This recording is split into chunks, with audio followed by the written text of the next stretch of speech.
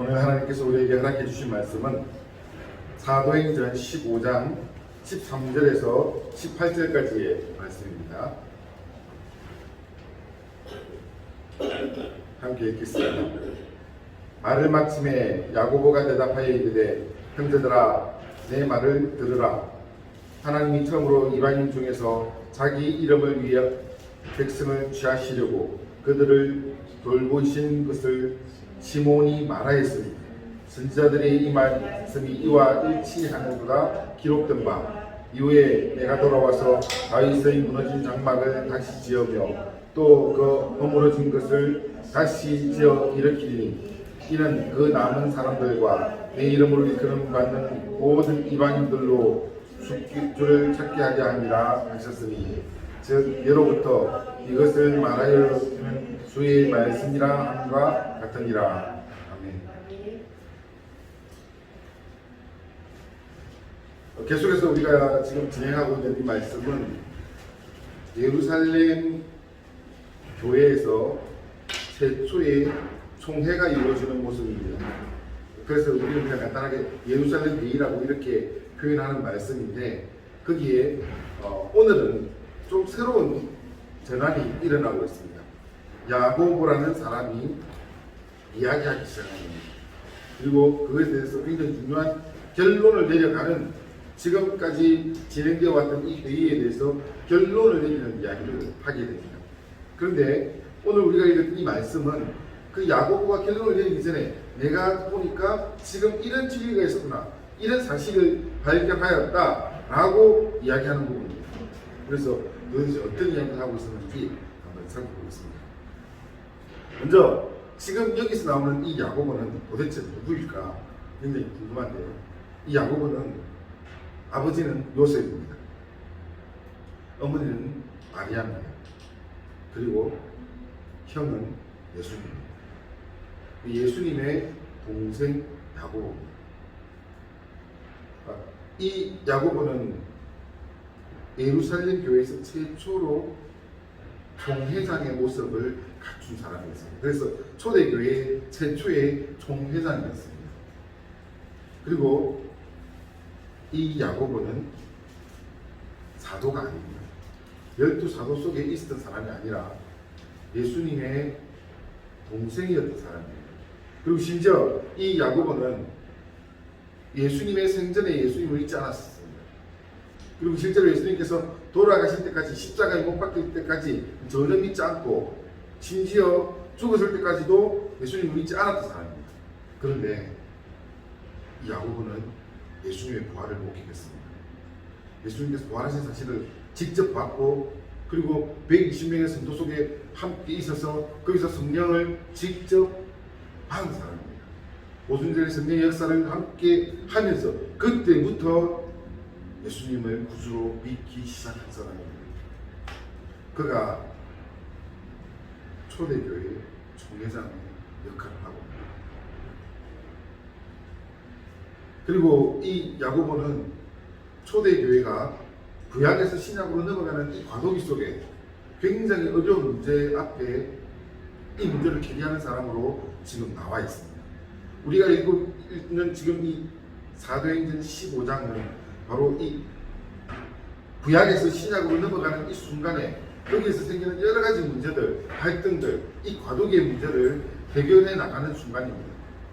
그때 자기 역할을 했고요. 그 다음에 야고보는 또 어떤 상황에서 목회를 하고 있었냐면 종교적으로는 유대교에서 초대교회를 공격합니다. 핍박합니다. 그리고 정치적으로는 로마가 점점 기독교인들을 압제해가기 시작합니다. 딱 그 시기에 너무나 힘들고 고통스러운 바로 그 자리에서 교회를 책임지고 리더십을 발휘하고 있는 사람이었습니다. 그가 어떤 이야기를 시작하고 있는지 오늘 말씀 속에서 한번 살펴보겠습니다. 오늘 본문 13절에 이렇게 시작됩니다. 말을 마치네 야고보가 대답하여 이르되 형제들아 내 말을 들으라.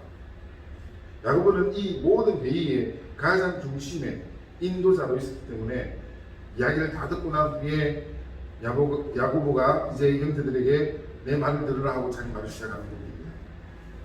근데 여기서 말을 마침에라고 하는 인데, 이 말을 마침에 누구의 말을 마치는가?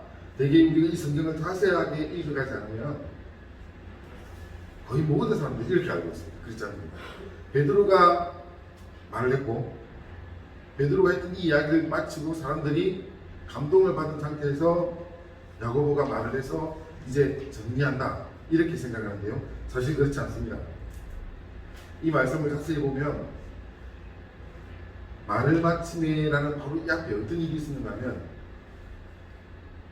바울과 바나바가 선교 보고를 다시 하는 일이 있습니다. 그리고 그 선교 보고를 듣는 사람들이 조용하게 경청하면서 실제로 이제 이 바울과 바나바를 통해서 일어났던 초대교회 안디옥 교회 역사와 더 나아가서 1차 전도 여행에서 일어났던 하나님의 그 놀라운 은혜의 역사들을 듣게 되는 겁니다. 그때 듣고 있었던 야고보가 그 말을 다 듣고 난 뒤에 많이 맞춰지니까 일어나서 형제들아 내 말을 들으라 라고 시작하는 겁니다. 그래서 정확하게 이때 당시의 상황을 다시 한번 정리해보면 5가지의 상황 전환이 일어나고 있습니다. 첫 번째는 1단계는 이렇습니다. 예루살렘 교회에 바울과 바나바가 찾아가서 이제 헬라 지역에서 일어났던 선교 결과를 보고합니다. 근데 그것을 듣고 있었던 사람들이 두 번째 단계는 뭔가 하면, 바리새파 유대인들, 이 에베론주의자들로 이단이 되는 이 사람들이 이방 선교의 조건에 대해서 할례와 모세법을 지켜야 된다고 이렇게 이야기하면서 그 선교 보고 장소가 소동이 일어납니다. 그것을 가지고 세 번째 단계로 가서 무엇을 하는 거냐면, 이 소동이 일어난 그 일 때문에 장로들과 사도들이 함께 모여서 회의를 시작합니다. 바로 그것이 지금 이 최초의 종교회의입니다. 그때 이 종교회의는 경론이 벌어지고 있습니다. 어떤 문제로 경론이 벌어지고 있었냐면, 이방인들이 그리스도인이 되었을 때 그 사람들은 어떻게 믿어야 될 것인가, 믿는 방법에 대해서 경론이 일어나는 것입니다. 믿음은 하나님께서 주시는 것이기 때문에 다른 방법이 필요 없다, 이렇게 바울이 이야기하면, 바리새파 사람들은 그것이 아니다, 믿는 사람들은 이런 특징을 가지고 있어야 되지 않느냐 하면서 믿는 사람들에게 나타나는 특징을 가지고 이야기하는 거예요. 그래서 믿는다면 과거를 버리고 돌아와야지, 이건 유대인이 되어야 그리스도인이 된다고 바리새파 사람들은 그렇게 믿고 있는 거예요. 그래서 할례를 받으라. 이 할례는 이방인들이 유대인이 될 때 받는 겁니다. 그 다음에 모세법을 지켜야 된다. 구약에 있었던 그 율법을 지켜나감으로써 그리스도인이 될 수 있다, 이 이야기를 하고 있었습니다.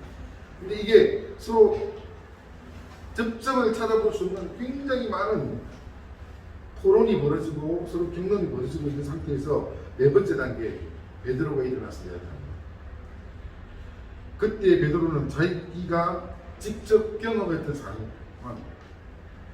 고넬료 집에서 성령 하나님께서 역사하시면서 오순절에 그 놀라운 성령의 역사가 다시 일어나는 것을 직접 봤던 것을 이야기하고, 그리고 그들에게 세례를 주었던 이야기를 하면서, 그들은 이 고넬료 집안에 있었던 그 사람들은, 그 헬라인들은 아무도 할례 받은 사람이 없다, 그리고 그 중에서 율법을 지키는 사람도 별로 없었다. 이 별로라고 표현할 수밖에 없는 게, 고넬료는 유대인들보다 더 정확하게 율법을 지킨 사람이었거든요. 그래서 고넬료를 제외하고 다른 사람들이 하나님을 믿고 하나님의 말씀대로 살아가는 사람들은 없었다. 그런데 성령께서 그들을 구원하시고 그들이 하나님의 사람이 될 수 있도록 인도하시더라, 이 이야기를 합니다. 근데 베드로의 이 거리 있는 말을 듣고 그 다음 단계, 다시 한번 바울과 바나바의 이야기를 듣게 되는 이게 5번째 단계입니다. 그게 오늘 우리가 읽었던 성경 말씀 바로 앞에 12절에 기록되어 있는 말씀입니다.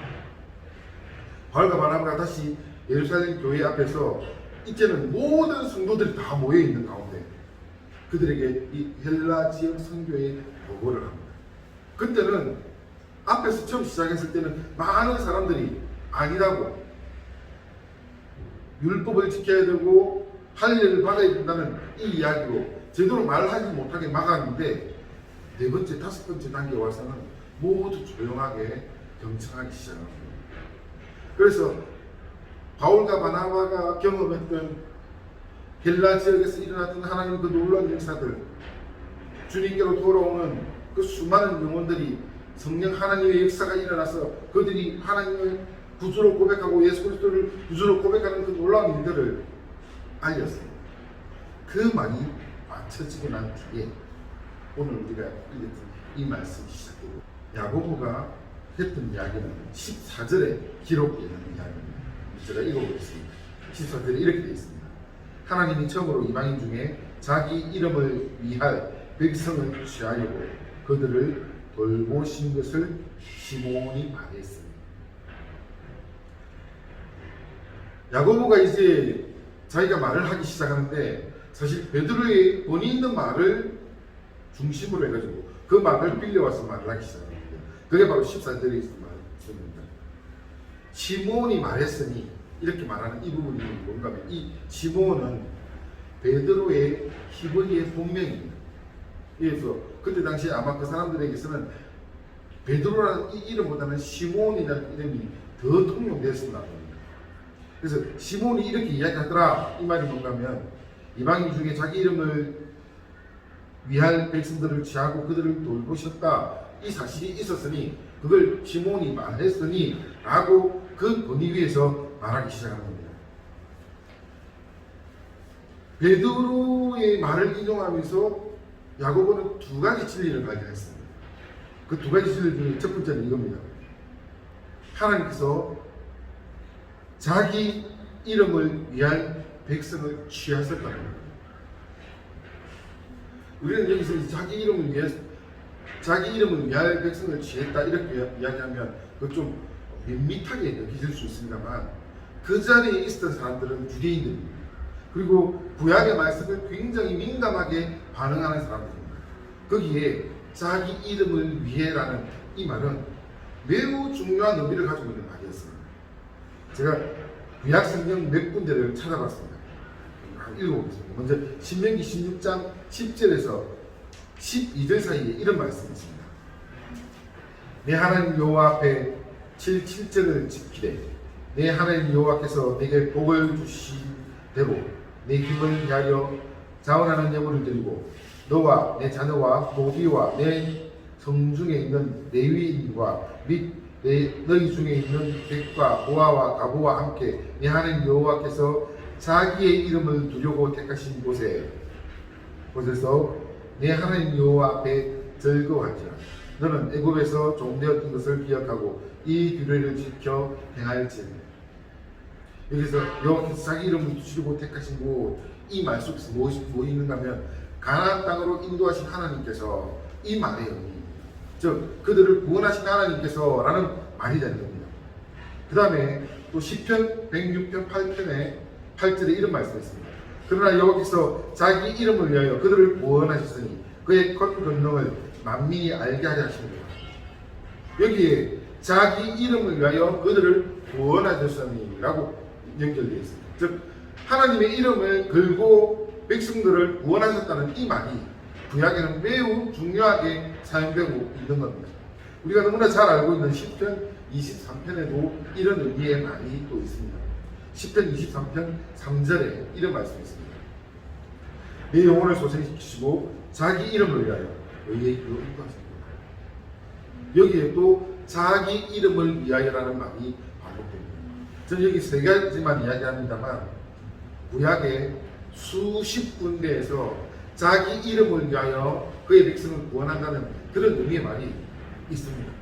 그렇기 때문에 지금 그 자리에서 야고보의 이야기를 듣고 있던 사람들에게서 하나님께서 자기의 이름을 위하여 택한 백성이라는 이 말은, 구약의 그 말을 듣고 있었던 이 예루살렘 교회 성도들이 자기들은 유대인인데 하나님께서 우리를 어떻게 구원하여 주셨지, 이 사실을 너무나 뻔하게 잘 알면서 자기 이름을 위하여 우리를 구원하셨다, 자기의 백성, 자기의 친백성이 되게 하셨다는 사실을 잘 알고 있습니다. 그런데 유대인들이 아니라 이방인들도 하나님께서 그렇게 하셨다는 사실을 이야기하는 거예요.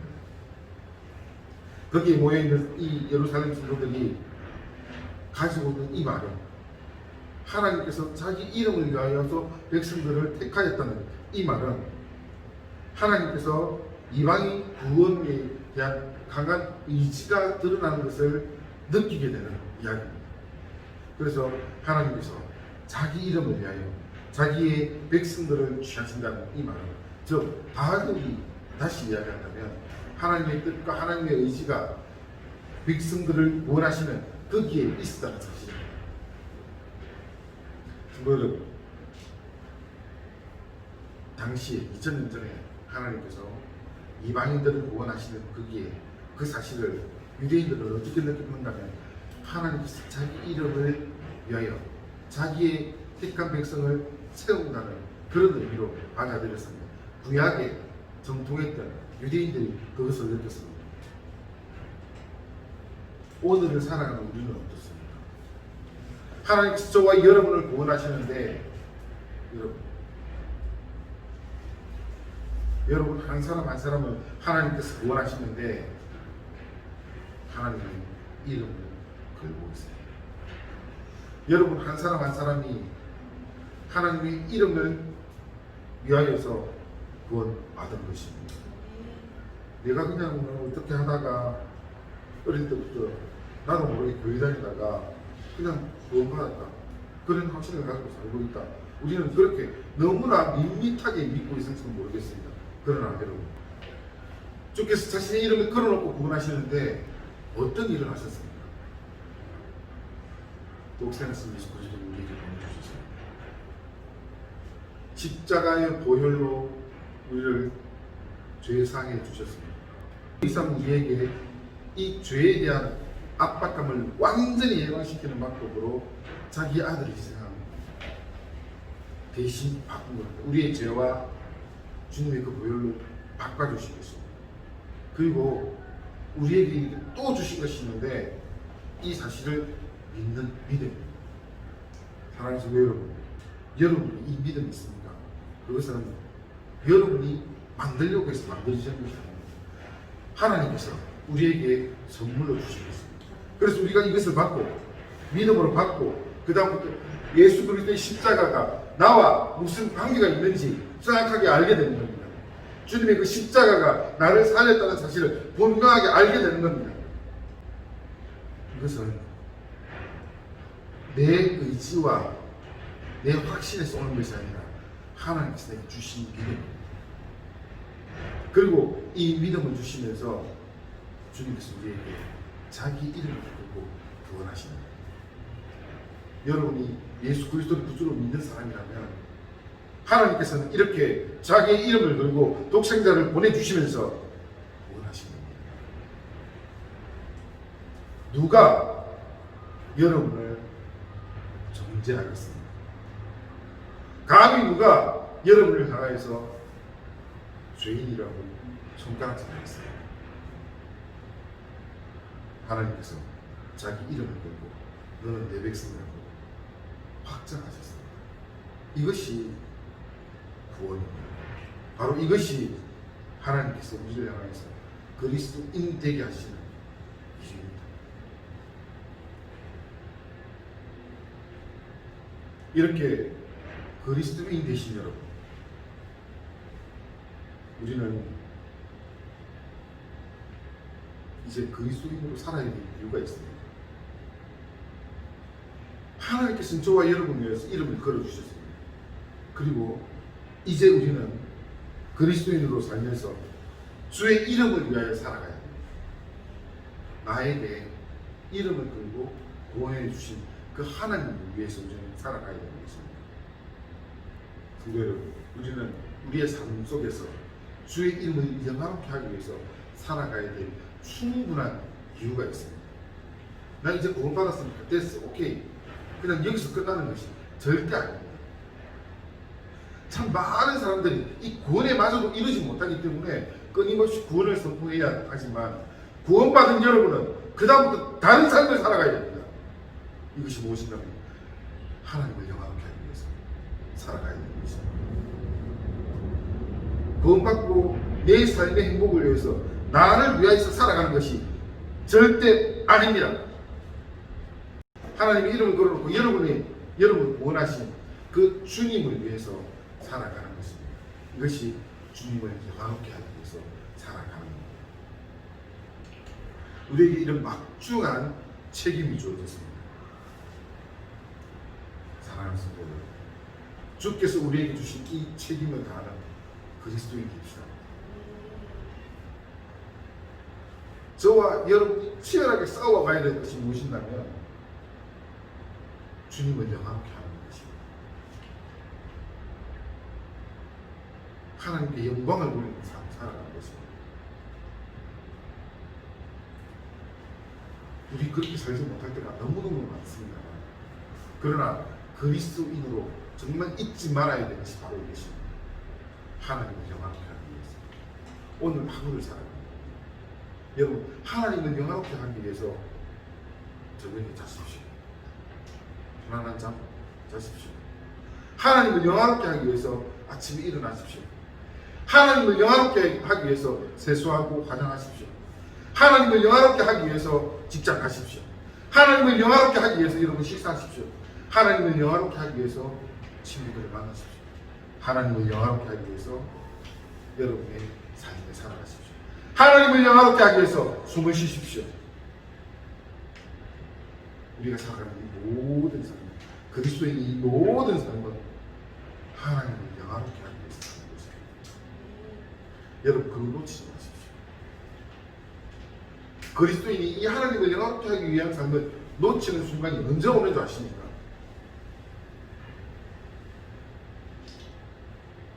늘 옵니다. 항상 옵니다. 우리에게 항상 넘어지게 하는 겁니다. 방법이 있습니다. 사랑과 만남. 굉장히 간단한 방법으로 우리를 하나님을 영화롭게 하며 살지 못하게 만들어갑니다.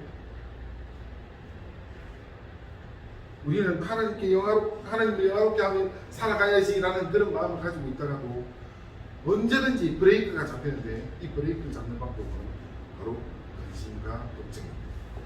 우리에게 이 근심과 걱정을 주면서 그냥 그 자리에서 멈추게 합니다. 더 이상 하나님께 나아가지 못하게 하는 겁니다.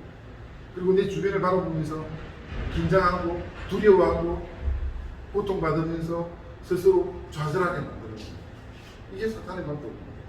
그런데 여러분, 이 영적인 세계 속에서는 하나님께서 우리를 통하여서 끊임없이 영광 받으시려고 영화롭기 원하시는 하나님과 그것을 끊임없이 방해하면서 우리를 끊임없이 좌절 속으로 넘어뜨리게 하는 사단의 싸움이 일어나고 있습니다.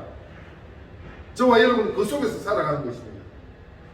그래서 우리는 늘 어느 순간에도 사단이 공격하는 이 근심과 걱정과 좌절 가운데 그냥 헤매며 살아가는 겁니다. 그리스도인 우리는 하나님을 영화롭게 하는 것보다 우리 자신의 근심과 걱정에 빠져서 살 때가 더 많습니다.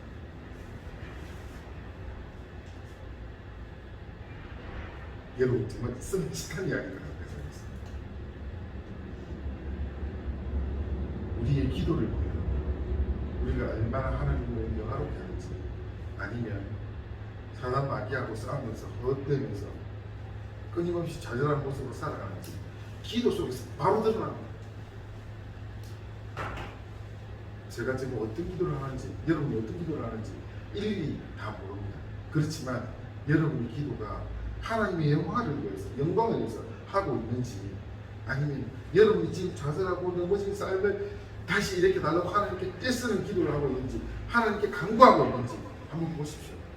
그럼 바로 알 수 있습니다. 이렇게 우리는 늘 넘어지면서 좌절하면서 하나님의 도우심을 통하여서 일어납니다. 정말 놀랍게도 하나님께서 우리를 끊임없이 도우십니다. 잠시도 멈추지 않으시고 우리를 도우시며 다시 일으키시며 또 가게 하십니다. 그런데 우리는 계속해서 우리의 책임이 하나님을 영화롭게 하는 그 일보다 또 그저 하나님께서 도와주신 그 도움을 받고 또 한 걸음 가는 것으로 만족합니다. 사랑하는 성도 여러분, 그런데 그리스도인은 무엇을 해야 합니까? 하나님을 영화롭게 해야 됩니다. 하나님을 영화롭게 하기 위해서 우리는 그리스도인이 된 것입니다. 여러분의 기도의 방향을 이렇게 바꾸십시오. 하나님을 영화롭게 하기 위해서 나에게 이거 주십시오라고 이야기하는 것이죠. 정말 이렇게 바뀌십시오. 여러분의 믿음의 자세 자체가 그렇게 바뀌길 바랍니다. 어쩌면 하나님을 영화롭게 하기 위해서 살아가는 그리스도인과 계속 좌절하면서 끊임없이 넘어지는 그리스도인과 구하는 것이 똑같을 수 있습니다. 정말 똑같을 수 있습니다. 그런데 여러분, 거기에 여러분이 싸워서 이기길 바라는 것이 있습니다. 하나님을 영화롭게 하기 위해서 살아가십시오. 하나님을 영화롭게 하기 위해서 여러분의 직장을 구하시고, 하나님을 영화롭게 하기 위해서 여러분의 집을 구하십시오. 하나님을 영화롭게 하기 위해서 여러분의 주변의 환경을 구하십시오. 거기서 하나님의 영광을 위해서 살아갈 것을 여러분 고백하고 결심하십시오. 우리는 그렇게 살아야 됩니다. 하나님, 나 지금 힘들어요. 세상에 힘들지 않는 사람은 하나도 없습니다. 단지 하나님을 영화롭게 하는 사람이냐, 아니면 그냥 구원받아서 아직 제정신 못 차리고 우왕좌왕하고 있는 그리스도인이냐, 그 차이가 있습니다. 하나님을 영화롭게 하는 그리스도인이 되기 바랍니다. 우리는 충분히 그럴 만한 이유가 있습니다. 주께서 우리를 구원하실 때 자기 이름을 걸어놓고 구원하신 것입니다. 이것이 얼마나 큰 일인지 아십니까? 이 온 우주 만물을 창조하신 바로 그 주님께서 여러분 한 사람을 구원하신다고 자기 이름을 거신 겁니다. 왜 그렇게 하셨습니까? 주님의 목적 딱 한 가지입니다. 자신을 영화롭게 하기 위해서 우리를 그렇게 구원하신 것입니다. 하나님께서 구원하신 그 목적대로 살아가십시오. 여러분이 살아가는 그 환경 속에서 나는 하나님을 영화롭게 하기 위해서 이렇게 하기 원합니다라고 기도하기 바랍니다. 여러분, 그것 부여잡고 평생을 살아가기 바랍니다. 하나님은 여러분을 통하여서 영광을 얻으실 것입니다. 그런 하나님께 영광 돌리는 그리스도인이 되길 바랍니다. 두 번째는 야고보가 베드로의 변론 중에서 이방인 선교가 하나님의 선한 뜻이라는 것을 말해주는 두 번째 사실인데, 이 두 번째 사실은 바로 하나님께서 그의 백성을 돌보신다. 제가 말씀을 다시 한번 읽어보겠습니다. 14절에 이렇게 되어 있습니다. 하나님이 처음으로 이방인 중에서 자기 이름을 위할 백성을 취하시고 그 다음에 그들을 돌보신 것을 시몬이 말하였습니다. 하나님께서는 자기 백성을 구원하시고 그냥 버려두지 않았습니다. 돌보십니다. 이것이 바로 하나님께서 우리를 향해 쏟아 부어주시는 사랑입니다. 구원받은 그리스도인들은 하나님께서 돌보십니다. 하나님께서 그의 백성을 돌보시는 방법이 있습니다. 하나님께서 그의 백성을 돌보시기 위해서 성령 하나님께서 역사하십니다.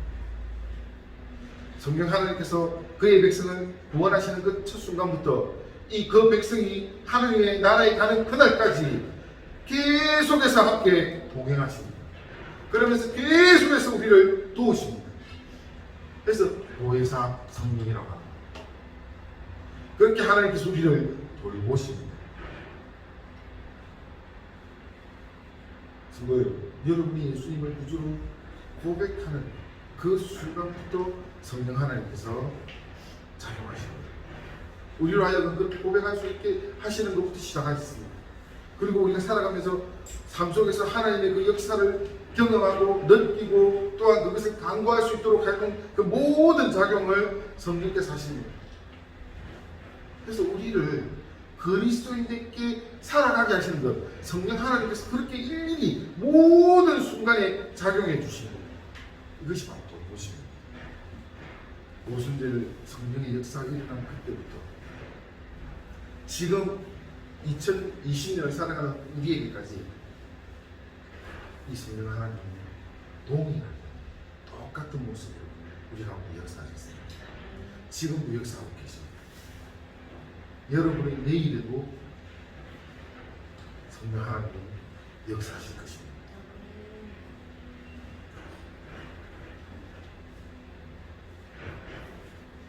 그리스도인들이 살아가는 삶은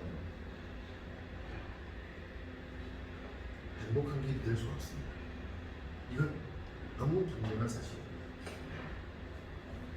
눈물겹고 아프고 고통스러운 것, 이건 너무 당연한 것입니다. 그런데 이 험난한 우리의 일생의 그 길에 세상 사람들과 달리 우리에게는 도움이 된다. 바로 성령 하나님께서 우리의 그 험난한 그 길에 도움이가 되어서 친히 함께 가주십니다. 성령 하나님께서 우리를 이 험난하고 어려운 그 길에서 쓰러지고 지쳐 넘어져 있는 우리를 향하여서 끊임없이 손을 내미시며 다시 일으키시고 또 걸어가게 하시는 이 주님께서 우리를 도우십니다. 여러분, 혹시 지금 넘어졌습니까? 그러면 여러분 주변에 보십시오. 이미 성령 하나님께서 여러분이 넘어져 있는 바로 거기서 여러분에게 손을 내밀고 여러분이 그 손잡기를 기다리고 계십니다. 어느 곳에 어떤 장소에서든지 여러분 넘어지고 쓰러지고 고통받아서 좌절해 있는 바로 그 자리에 항상 한 번도 빠지지 않고 늘 성령 하나님께서 바로 그곳에 계실 겁니다. 이것은 절대 바뀔 수 없는 사실입니다. 하나님께서 이렇게 여러분을 돌봐주십니다. 그리스도인들을 그저 버려두지 않고 늘 돌봐주십니다. 그 주님께 여러분의 눈과 마음과 귀와 온 신경을 다 집중하시기 바랍니다. 분명히 하나님께서 바로 여러분의 있는 그 자리에 함께 계십니다. 여러분 돕기에서 하나님께서 늘 그 자리에 함께 계십니다. 앞으로 우리가 살아가면서도 또 어느 순간에 좌절하고 또 어느 순간에 넘어질 것입니다. 그건 너무너무 당연한 사실입니다. 근데 여러분, 오늘 지금 이 순간부터 우리가 바로 합시다. 넘어지고 쓰러져 있는 바로 그 자리에 누가 먼저 가 계십니까? 성령 하나님께서 이미 그 자리에서 여러분을 기다립니다. 그리고 다시 일어날 수 있도록 여러분에게 힘 주시고 기다리시면서 다시 일으켜 세우시는 겁니다. 그럼 어떻게 우리가 그 자리에서 다시 일어날 수 있겠습니까? 너무너무 간단합니다. 하나님을 바라보십시오. 근심과 걱정이 닥쳐왔을 때 사탄과 마귀의 방법은 굉장히 간단합니다. 하나님을 보지 못하게 합니다. 주님께 시선을 돌리지 않게 하는 거예요. 우리가 그 사탄과 마귀의 방법을 이길 수 있는 유일한 방법은 그때 하나님께 주목하는 겁니다. 하나님을 바라보는 겁니다.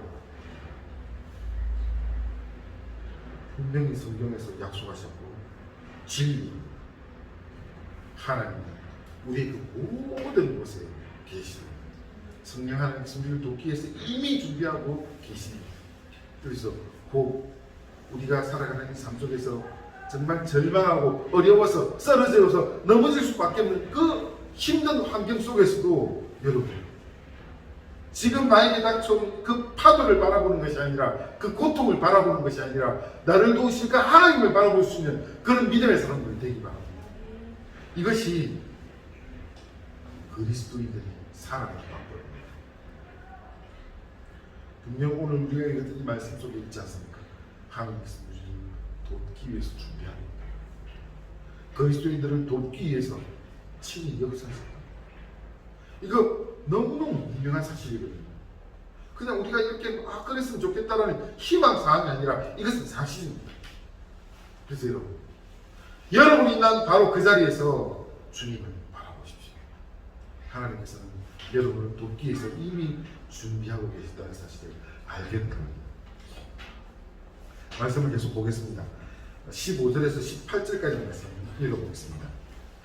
선지자들의 말씀이 이와 일치하도다. 기록된 바 이후에 내가 돌아와서 다윗의 무너진 장막을 다시 지으며 또 그 허물어진 것을 다시 지어 일으키리니 이는 그 남은 사람들과 내 이름으로 일컬음을 받는 모든 이방인들로 주를 찾게 하려 함이라 하셨으니 즉 예로부터 이것을 알게 하시는 주의 말씀이라 함과 같으니라.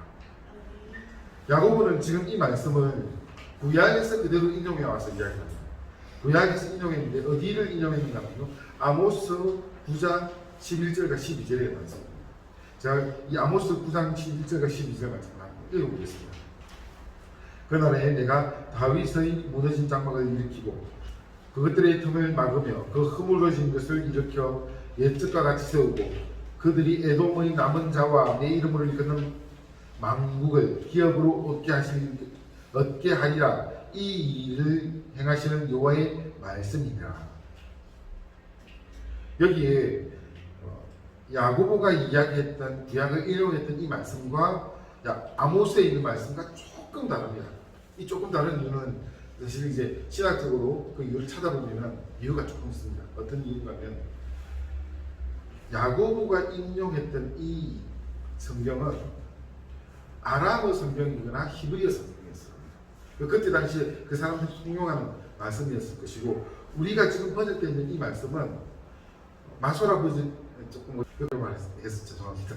마소라 버전이라든지 그러면 70인역이라든지 이렇게 지금 현재 우리가 쓰고 있는 성경을 번역했던 그런 번역본들이 있습니다. 이 번역본에서 조금씩 단어가 달라져 있는 부분들이 있습니다. 그래서 약간 차이가 나는데, 우리가 방금 제가 읽어드렸던 아모스 9장 11절에서 12절 말씀은 70인역이나 마소라 버전을 번역해가지고 만들어진 성경입니다. 그리고 야고보가 직접 이야기했던 이 사도행전 15장 15절에서 17절 사이에 있었던 아모스를 인용했던 이 말씀은 그들이 2000년 전에 유대인들이 쓰고 있었던 그 성경의 말씀을 그대로 인용합니다. 그래서 용어가 약간 조금 다를 뿐입니다. 그런데 내용은 똑같은 이야기를 하고 있습니다. 여기서 어떤 이야기를 했습니까?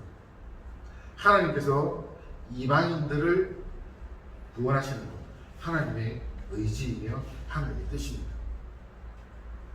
구약에 이미 그것이 기록되어 있었던 것입니다. 신약에 와서 초대교회가 세워지고 이 초대교회에서 이방인을 선교할까 말까 이런 고민을 하고 있는데, 그런 가운데 야고보에게 생각났던 것이 아모스 이 말씀을 통해서 하나님께서 이미 이방인들을 구원하시겠다는 이 계획이 세워져 있었다는 사실을 알게 된 겁니다. 그래서 야고보가 이 말씀을 인용하면서 하나님께서 이미 이렇게 말씀하셨다. 옛적에 이미 이방인들을 구원하실 것이라고 이미 하나님께서 계획하셨다. 이 말을 하고 있습니다. 그래서 이방인에서 구원의 속기를 내밀고 택한 백성을 일으키고 독생하신 예수 그리스도를 보내시면서 십자가의 구속의 은혜를 쏟아 부어주시고 믿음으로 그 은혜에 동참하게 하시고 구원의 이름으로 이 구원의 문을 활짝 여신 겁니다. 그래서 이 구원의 문이 어떻게 열리는가 하면 예루살렘과 유대와 사마리아와 땅까지를 내 전임이 되라 하는 그 사람들을 통하여서 이 구원의 문이 활짝 열려갔던 것입니다. 2000년 동안 이 복음은 끊임없이 돌고 돌아서 이 대한민국과 그리고 다시 중국과 다시 이스라엘 이 복음이 들어가고 있습니다. 사랑하는 성도 여러분, 저와 여러분 그리스도입니다. 하나님께서 우리를 구원해 주셨습니다. 주님의 삶을 이제 살아갑니다. 저희 여러분에게 말씀드리고 싶은 것입니다. 하나님의 의지이며 하나님의 뜻에 의해서 우리는 구원받은 사람입니다. 2000년 전에 이 말씀을 나누고 있었던 이 예루살렘 초대교회 회의에서 이방인들이 구원받을 조건이 될까 그 사람들이 구원받으려면 할례 받아야 되고 모세의 율법을 지켜야 되는데 그것을 안 지키면 그 사람들은 구원받은 사람들이 아니야. 즉 유대인이 돼야 돼. 이런 이야기를 하고 있는 바로 그 자리에서 하나님의 뜻을 알지 못했습니다. 하나님의 뜻은, 하나님의 의지는 저와 여러분이 구원받는 것입니다. 하나님의 백성이 되는 것입니다. 그래서 하나님께서 그것을 이 2000년 전에 초대교회를 통해서 온 세계 만방에 복음으로 펼쳐 내어주신 것입니다. 누가 그 복음을 들고 나갔을까요? 2000년 전에 마가의 다락방에 모여서 160명의 성도들이 성령 하나님께서 역사하시는 것을 보고 그들 가운데 성령이 역사하시는 것을 입고 나가서 전했습니다. 그리고 그 성령 하나님은 나가서 전한 그 사람들에게 또 역사하시고 또 역사하시고 또 역사하시면서 지금에까지 역사하신 것입니다. 그래서 저와 여러분이 예수님을 구주로 영접하고 주님을 구주로 고백하는 것은 그 성령 하나님께서 2000년 전에 오순절 성령의 역사가 일어났던 그 성령 하나님께서 저에게까지 여러분에게까지 그대로 미쳐서 역사하신 것입니다. 그러면 이제는 누가 해야 되겠습니까? 저와 여러분에게 이런 엄청난 막중한 책임이 사실 주어진 것입니다.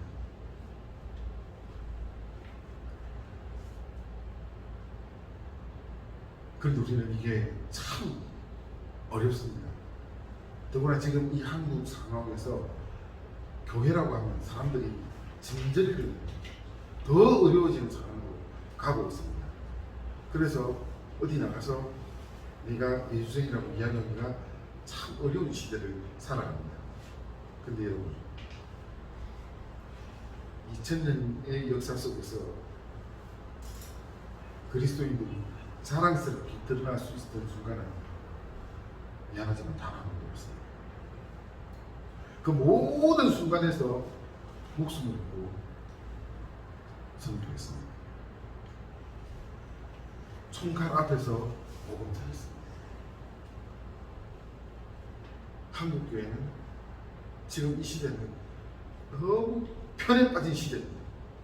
그래서 이 복음을 전해야 될 책임과 의무를 전혀 느끼지 못합니다. 너무너무 편하게 신앙생활합니다. 교회만 나와 예배만 드려. 교회가 이런, 제가 지금 분노에 많아서 욕을 할 거라는데요, 썩어 빠진 복음을 전하고 있습니다. 이거 복음 아닙니다. 복음은 주님과 함께 고난을 받아라. 복음을 위해서 눈물 흘리고 피 흘리라는 겁니다. 지난 2000년 동안 그렇게 해서 복음이 전해져왔습니다. 만약 저와 여러분 성령 하나님께서 구원하시고 인도해 주시는 그리스도인이라면 하나님의 의지와 하나님의 뜻이 믿는 사람을 찾아서 구원하는 것에 나서야 될 것입니다. 여러분, 복음의 구경꾼이 되지 마십시오. 우리는 복음을 구경하는 사람들이 아니라 복음을 진 사람들입니다. 복음을 가진 사람들. 그리고 이 이야기에 대해서 로마서에서 뭐라고 하는 겁니까? 사랑이 빚진 자라고 합니다. 저와 여러분은 이 복음이 빚진 자들입니다. 이 빚을 갚아가야 되는 사람들.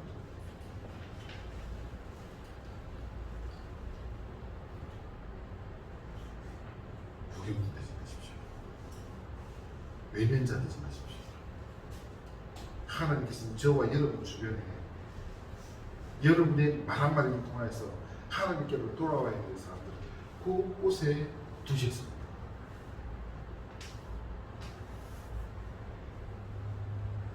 제가 참 싫어하는 전도 중에 하나가 관계전도. 제가 관계전도를 전혀 몰라서 싫어하는 것이 아니고 이 전도에 대해서 잘 모를 때는 관계전도가 정말 좋은 것으로 생각하고 관계전도를 너무너무 열심히 한다고 하는 사람이었습니다. 그런데 하나님의 말씀을 더 깊이 알아가고 전도가 무엇인지 알아가면 갈수록 관계 정도는 쏘기는 것이라는 것을 알았습니다. 관계 잘해가지고 교회에 오셔서 데려오는 것이 전도가 아닙니다. 예수 믿으라고 전하는 것이 전도. 여러분, 우리 안에 교회를 채우려고 전도하려고 하지 말라는 것. 우리 교회가 세워질 때부터 이야기했습니다. 우리는 원래 있는 거예요. 예수 믿으라고 전해야 돼. 예수 믿으라고 말해야 돼. 지금 이 시대에도 성령 하나님께서 우리 가운데서 달려갈 준비를 하고 있습니다. 스탠바이 되어 있습니다.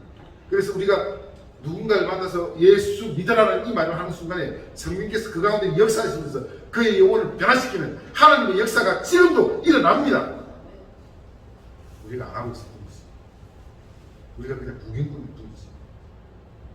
주님은 지원하십니다. 그래서 여러분, 구경꾼 되지 맙시다. 주님을 위해서 창피당하십시오. 주님을 위해서 손가락질 당하십시오. 그것이 생명을 바쳐서 살리신 저와 여러분 해 기도하겠습니다.